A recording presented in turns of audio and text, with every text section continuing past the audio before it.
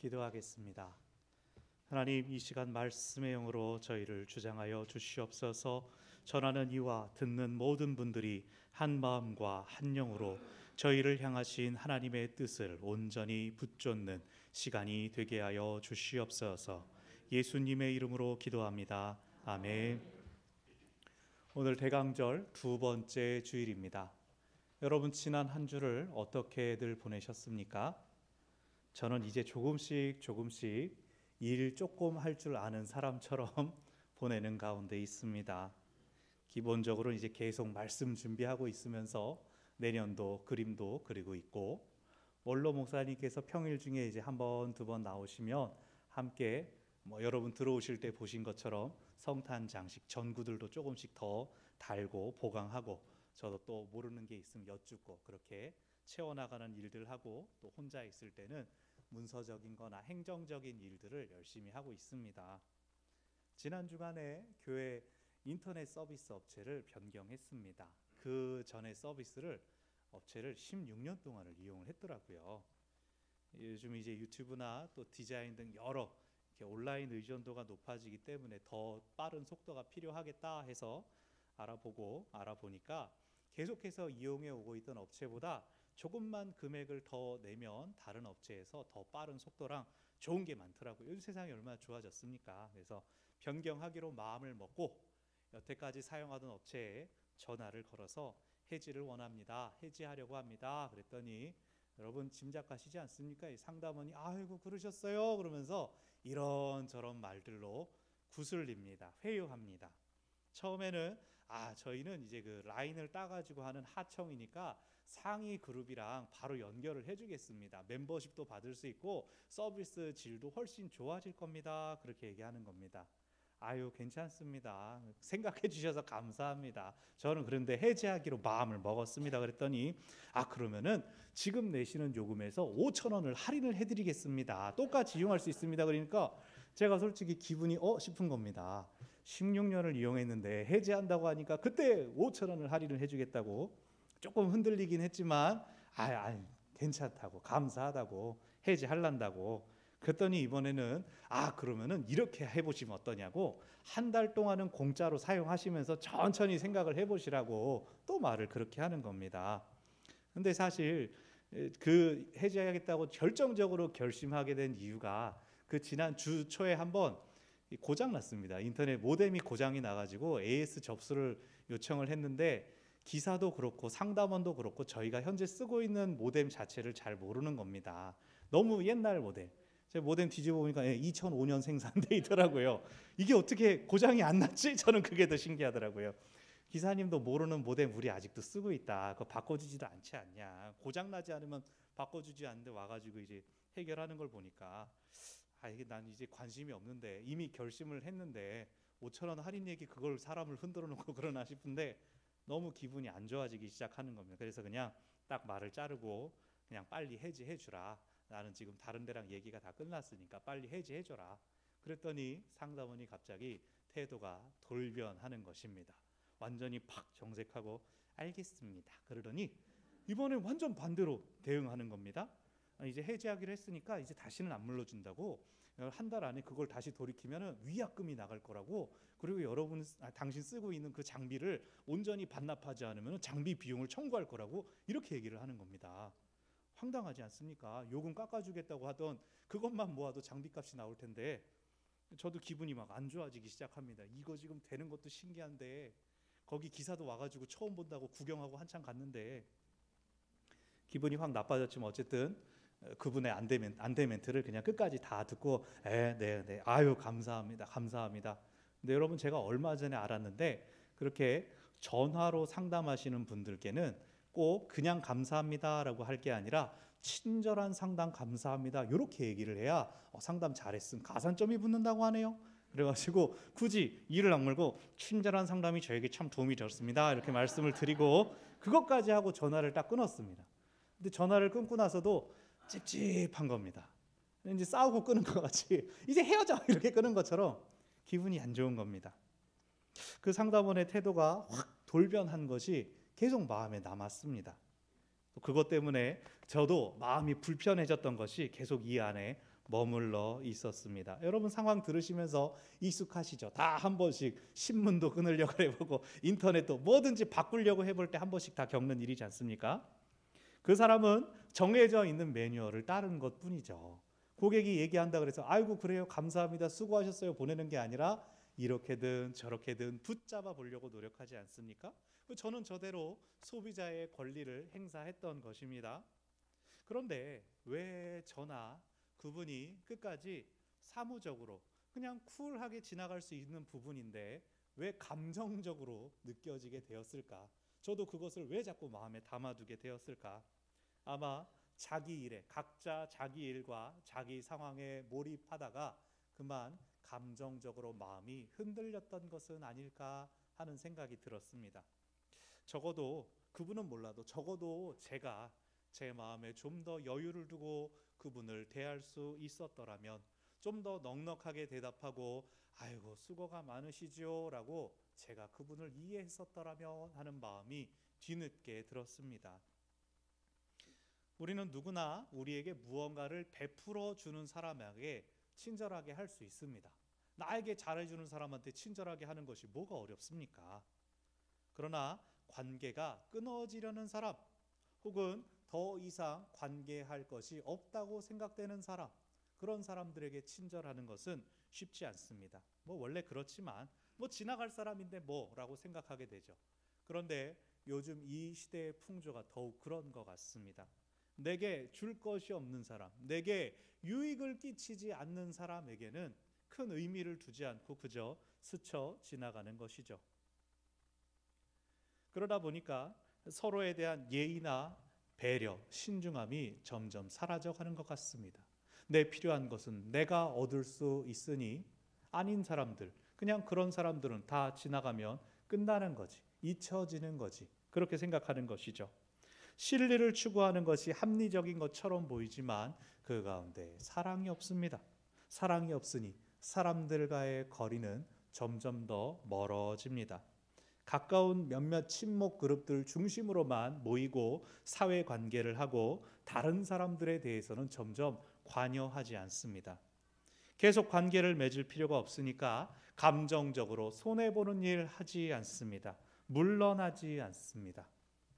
우리 교회는 그렇지 않음을 알고 있지만 슬프게도 교회 안에서도 이렇게 끼리끼리 나뉘고 또 몇 년이 지나도 서로 얼굴만 알지만 인사 한번 안 나누는 사람들, 그런 사람들이 많이 있다고 합니다.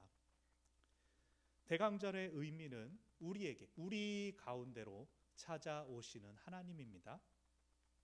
고대인들이 생각하는 하나님의 처소는 일반적으로 하늘이었습니다. 인간이 도달할 수 없는 높고 높은 하늘, 그 하나님께서 거하시는 곳, 그리고 사람들이 거주하는 낮은 땅, 하늘과 땅만큼이나 하나님과 우리들 사이에 거리가 있습니다. 인간이 스스로 그 거리를 줄일 수는 없습니다. 요즘 세상이 발전해서 로켓 타고 달을 간다, 화성 간다, 그래도 하나님과의 거리가 실제적으로 가까워졌다, 이렇게 말하지 않습니다. 예수님의 성육신은 하나님과 인간 사이의 거리를 단숨에 줄이셨던 사건입니다. 주님은 한번 이 땅에 찾아오셨습니다. 그리고 내가 다시 오겠다는 약속을 주셨습니다.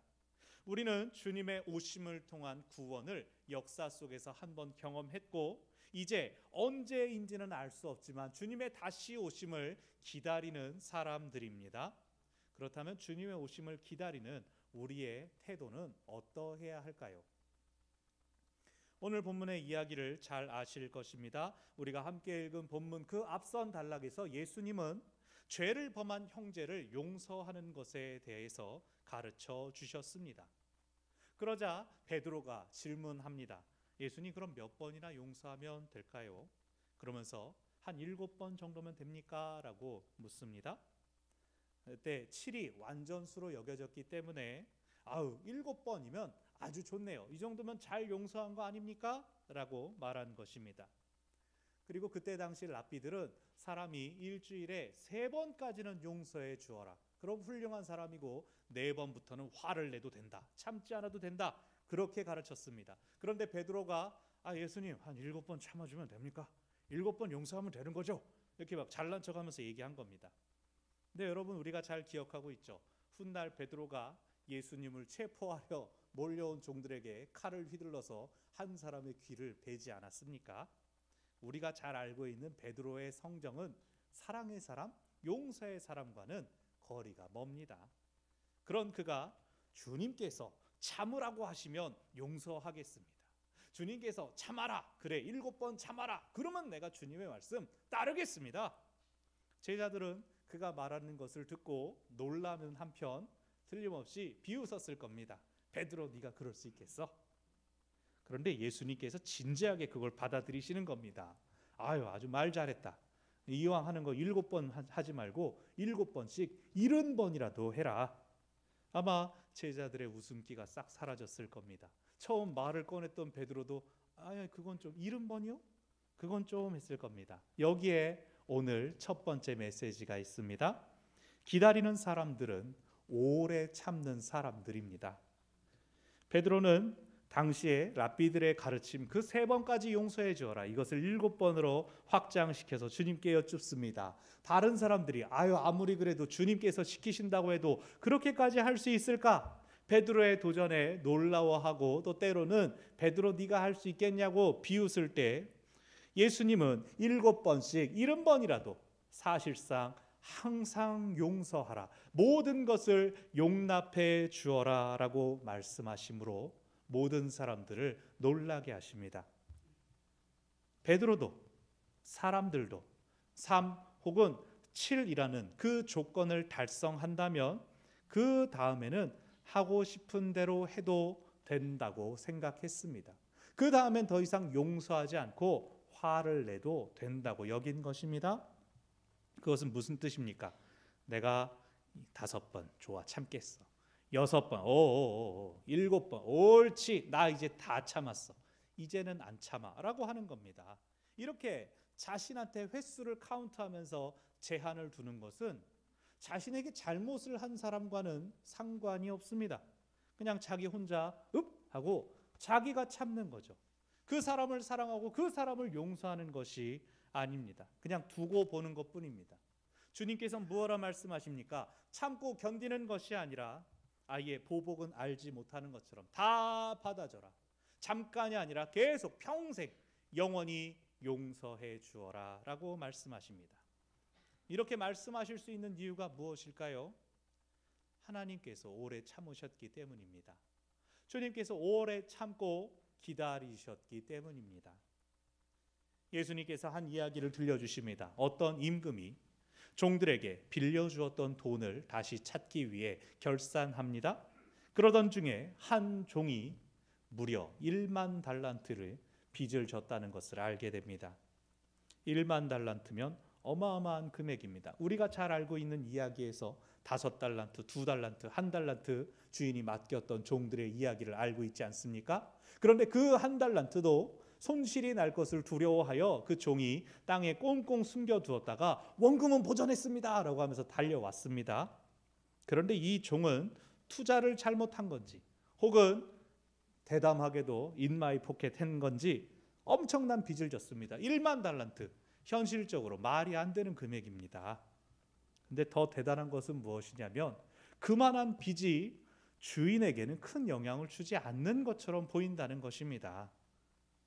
주인도 1만 달란트가 빵꾸가 났으면 나는 망했구나 이렇게 나오는 게 아니라 그래? 라고 그냥 받아들이며 그 사람에 대한 처음만 신경 쓰고 있습니다. 주인도 일반적인 상식을 뛰어넘는 엄청난 사람입니다. 그렇게 큰 돈이 움직이는 것을, 구멍이 나 있는 것을 주인이 과연 몰랐을까요? 주인은 알고 있었을 것입니다. 종이 맡겨져 있는 직무를 잘 감당하지 않고 한눈을 팔며 그 돈을 탕진해 버리는 것을 알았습니다.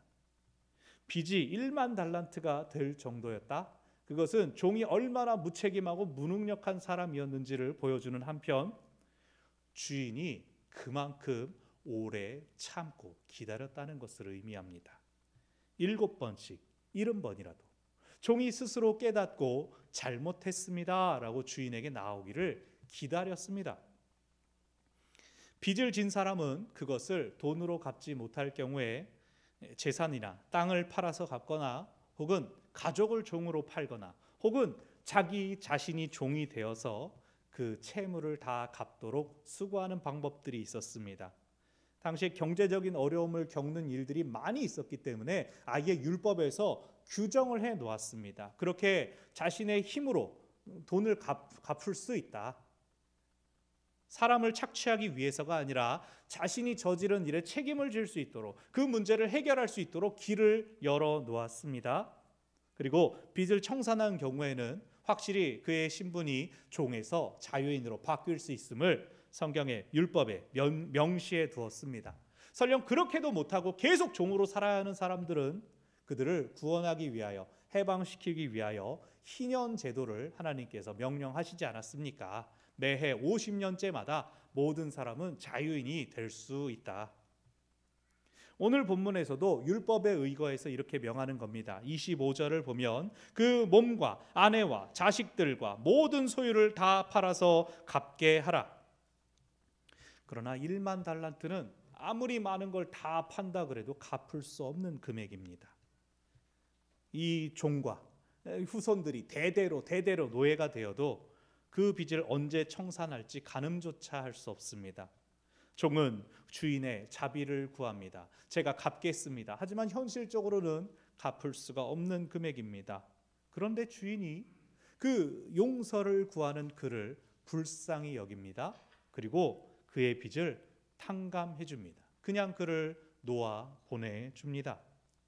자, 다시 이 주인은 정말로 상식을 뛰어넘는 사람입니다. 어마어마한 재력을 가졌고 그것을 종들에게 자유롭게 운용하도록 맡겨두었습니다. 그런데 거기에 손해를 끼친 사람을 용서해 줄 뿐만 아니라 빚도 탕감해 준다? 종만 구원한 것이 아니라 종의 가족들까지도 불쌍히 여겨주고 사실상 그들을 해방시켜 준 겁니다. 한 사람의 죄를 다른 사람에게 전가시키지도 않고 그 죄인마저도 용서해 주면서 1만 달란트의 손해는 어떻게 했습니까? 주인이 떠안은 것입니다. 어떤 사람이 이렇게 사랑하며 이렇게 부요할 수 있을까요? 이 주인은 당연히 하나님이시죠. 우리 하나님이십니다. 하나님께 모든 부요로움이 있고 하나님이 사랑이십니다. 여기에 오늘 두 번째 메시지가 있습니다. 기다리는 사람들은 기억하는 사람들입니다. 한 달란트는 노동자 한 명이 20년 동안 숨만 쉬며 일을 해야 모을 수 있는 임금입니다. 그럼 만 달란트는 어떻게 될까요? 20만 년 동안 숨만 쉬며 숨을 쉴 수도 있을까요? 아니면 20만 명이 만 명의 20년치 품삯이 되죠. 그것을 없던 일로 탕감해 주는 것은 인간의 상식과 계산을 뛰어넘는 큰 은혜입니다. 주인이 그 은혜를 베풀기 위하여 손해를 자신이 감수했습니다. 이미 그만한 빚이 생기도록 참고 기다렸던 주인의 마음을 생각한다면 이 종은 그것을 탕감해주고 허물을 용서해주는 주인의 마음, 주인의 사랑도 헤아릴 수 있어야 합니다. 우리는 주님의 사랑과 은혜를 기억해야 합니다. 여러분, 주님께서 우리에게 야, 내가 너 살려준 거 기억해라고 티내시는 거 봤습니까?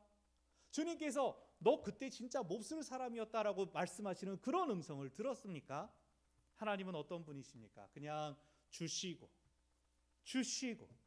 또 주신 다음에 이렇게 말씀하시죠. 안 부족해? 이게 하나님입니다.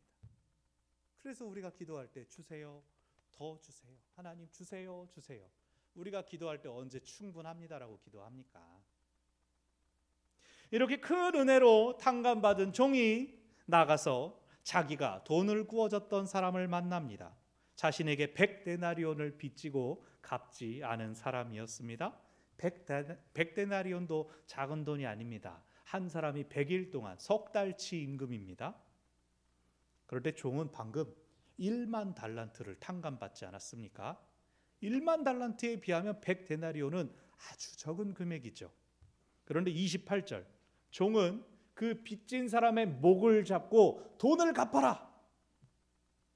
이것부터 그는 자신을 인격적으로 대해주었던 주인과 전혀 다른 모습을 보여주고 있습니다. 29절을 보면 이 100데나리온 빚진 사람이 종에게 하는 말이 있습니다. 내게 참아주소서 갚으리이다. 그런데 이 말은 26절에서 그 종이 자기 주인에게 했던 말과 똑같습니다. 내게 참아주십시오. 내가 갚겠습니다. 종은 자기와 똑같은 말을, 자기가 주인에게 했던 똑같은 말을 반복하는 그를 주인처럼 용서해 주는 것이 아니라 빚을 갚을 때까지 감옥에 가둡니다. 일을 해서 돈을 벌어야 되는 가장이 감옥에 들어가게 되면 그 돈은 누가 벌어야 됩니까? 그의 가족들이 벌어야 됩니다. 그의 자유를 위하여, 채무를 변제받기 위하여 가족들이 종이 되고 일을 하는 사람들이 되어야 됩니다. 그래서 오늘 이 빚을 탕감받았던 사람은 100데나리온을 받아내겠다고 감옥에 그 사람을 보낸 이 사람은 빚진 사람뿐 아니라 그의 가족까지도 빚의 저주 아래, 그늘 아래 두는 것입니다. 여기에 오늘 세 번째 메시지가 있습니다. 기다리는 사람들은 용서하는 사람들입니다. 다시 10,000달란트에 비하면 100데나리온은 아주 적은 금액입니다. 자기가 받은, 자기가 경험한 은혜의 크기에 비하면 아주 작은 것이지만 종은 자기가 받지 못한 돈, 눈앞의 현실에 붙들려서 자신이 경험한 은혜를 잊어버리고 말았습니다. 그를 용서하지 못한 종은 어떻게 되었습니까? 이후에 이것이 주인이 듣게 되고 결국 주인이 벌을 내리지 않습니까? 그 100데나리온 내가 갚아버리고 너는 10,000달란트 갚을 때까지 감옥에 갇혀 있어라. 사랑하는 여러분, 우리가 은혜를 받은 이유는 무엇입니까? 다른 사람들에게 그렇게 은혜를 베풀라는 것입니다. 33절 보십시오. 주인이 이렇게 말합니다. 내가 너를 불쌍히 여김과 같이 너도 네 동료를 불쌍히 여김이 마땅하지 아니하냐? 너와 같은 사람들을 사랑하고 용서하고 용납해 주라는 것입니다. 다시 오실 주님을 기다리는 사람들이 늘어나도록 우리도 주님처럼 사랑하고 용서해야 합니다. 여기에 있는 우리 중 어느 누구라도 나는 아무런 은혜도 받지 않았다, 나는 누구에게도 빚을 지지 않았다, 그렇게 말씀하실 수 있는 분이 계십니까? 우리는 모두 사랑의 빚을 진 사람들입니다. 우리가 오랜 시간 동안 신앙생활을 하다 보면 너무나 익숙해져서 저는 죄인입니다라는 고백이 너무나 익숙해져서 입에 붙어있는 말, 교회에 나오면 삑 무슨 바코드 찍는 것처럼 삑 저는 죄인입니다. 그러다 보니까 저희가 받고 있는 그 은혜의 무게를 때로는 가볍게 느낄 때가 있습니다. 하지만 원래 우리는 은혜가 아니면 살아갈 수 없는 존재들입니다. 우리는 모두 십자가의 은혜 아니면 영원한 죽음으로 들어갈 사람들이었습니다. 처음 우리를 지을 때부터 하나님은 우리를 사랑하셔서 이 모든 것들을 우리에게 허락하여 주셨습니다. 그 은혜를 잘 지키지 못했던 사람들의 잘못, 사람들의 죄, 순전히 그것을 용서해 주시기 원하시는 하나님의 은혜로 말미암아 우리가 구원을 받았습니다. 죄악 중에 있는 것조차 깨닫지 못했던 우리를 불쌍히 여기시고 우리가 이해할 수 있는 방법으로 우리의 생활을 겨우 지탱해 주었던 그 율법에 맞춰서 우리가 가진 죄의 문제를 해결해 주시기 위해서 독생자 예수 그리스도를 이 땅에 보내주셨습니다. 여러분, 구약 성경을 보면 한때 사람들은 하나님과 대면하기도 했습니다. 하나님의 음성을 직접 듣기도 했습니다. 또 하나님의 사람들이 하는 말을 귀 기울여 듣기도 했습니다. 그러나 신약 시대에 넘어와서 하나님의 임재에도 둔감해져서 당장 주어져 있는 그 삶의 무게에 허덕이고 있는 그 모습이 안타까워서 우리와 같은 모습으로 우리 가운데 오셨습니다. 가장 약한 아기로 오셔서 가장 천한 신분의 몫으로 자라나셨습니다. 모든 사람을 포용하기 위하여 가장 낮은 자리에서부터 사람들을 만나 주셨습니다. 주님께서 친구라고 부르신 사람들은 사람들 중에서 버림받고 외면당했던 세리, 창녀, 죄인들이었습니다. 주님은 사회로부터 격리당한 병자들, 귀신 들린 사람들을 찾아가서 만나주시고 고쳐주셨습니다. 주님의 치유와 회복은 대부분의 경우 은밀하게 이루어지지 않았습니다. 공개적인 자리에서, 많은 사람들이 보는 자리에서 이루어졌고, 또 고침받은 사람들은 제사장에게 가서 네 몸을 보이라, 제사장에게 네가 정결해졌다고 확인받아라. 예수님께서 그렇게 보내주셨습니다. 주님은 사람들이 서로에게, 사람들이 줄 수 없었던 그 은혜를, 회복의 은혜를 베풀어 주셨습니다. 그리고 무엇보다 누가 다른 사람의 죄를 뒤집어 쓰고 자신의 하나뿐인 목숨을 내어줄 수가 있습니까? 내가 저지르지 않은 죄 때문에 욕을 당하고 매를 맞고 십자가에 벌거벗겨 매달릴 수가 있습니까? 주님이 하셨습니다. 하나님이 하셨습니다. 왜요? 우리 때문에, 나 때문에. 우리는 이 말도 안 되는 사랑을 입은 사람들입니다. 우리가 바로 1만 달란트 빚을 탕감받은 사람들입니다. 창조로부터 시작된 그 복을 차버리고 저주의 빚, 죽음의 빚을 졌지만, 우리 스스로 감당할 수 없는 그 빚을 졌지만 하나님께서 독생자의 생명으로 그것을 탕감해 주셨습니다. 그리고 이제는 우리가 우리에게 빚진 자를 용서해 주라는 초대를 받았습니다. 오늘 본문의 주인의 음성은 우리의 심금을 울리고 때리는 것이어야 합니다. 내가 너를 불쌍히 여김과 같이 너도 네 동료를 불쌍히 여김이 마땅하지 아니하냐? 하나님께서 우리를 불쌍히 여기십니다. 우리는 긍휼을 입은 사람들입니다. 그런데 과연 우리가 우리의 동료들을 불쌍히 여깁니까? 누가 우리의 동료입니까? 우리가 동료의 선과 악을 우리 임의로 선을 긋지 않습니까? 저 사람 저러면 안 돼, 저 사람은 이렇게 하니까 우리 편이야. 어떤 사람들은 무조건 배척해도 되는 사람들, 편견으로 판단하고 있지는 않습니까? 주님께서 우리에게 베풀어 주신 은혜를 흘려보내기는커녕 더 주세요, 더 주세요, 더 주세요 받기만 하면서 영적인 비만 상태가 되지는 않습니까? 하나님께서 우리를 불쌍히 여겨주셨는데 우리는 누군가의 목을 잡고 흔들고 있지는 않습니까? 우리가 주님처럼 1만 달란트를 탕감할 수는 없지만 100데나리온 정도는 참아줄 수 있을 것입니다. 누군가를 위해 목숨까지 내어줄 수 없다 하더라도 우리의 시간, 마음, 그 여유를 내어줄 수는 있을 것입니다. 참으로 주님을 기다리는 사람들은 주님을 닮아가야 합니다. 주님을 드러내야 합니다. 그것은 주님처럼 사랑하고 주님처럼 용서하는 것으로 가능합니다. 말씀을 정리합니다. 우리는 모두 사랑의 빚을 졌습니다. 그러나 주님께서는 그것을 갚으라고 하는 대신에 네가 은혜를 받은 것처럼 다른 사람들에게도 은혜를 흘려 보내라고 하십니다. 말씀을 기억하면서, 은혜를 기억하면서 더 많이 사랑하고 더 많이 용서하는, 그렇게 주님을 기다리는 우리가 되기를 바랍니다. 기도하겠습니다. 사랑의 주님, 저희에게 부족한 사랑을 주시고 믿음을 더하여 주십시오.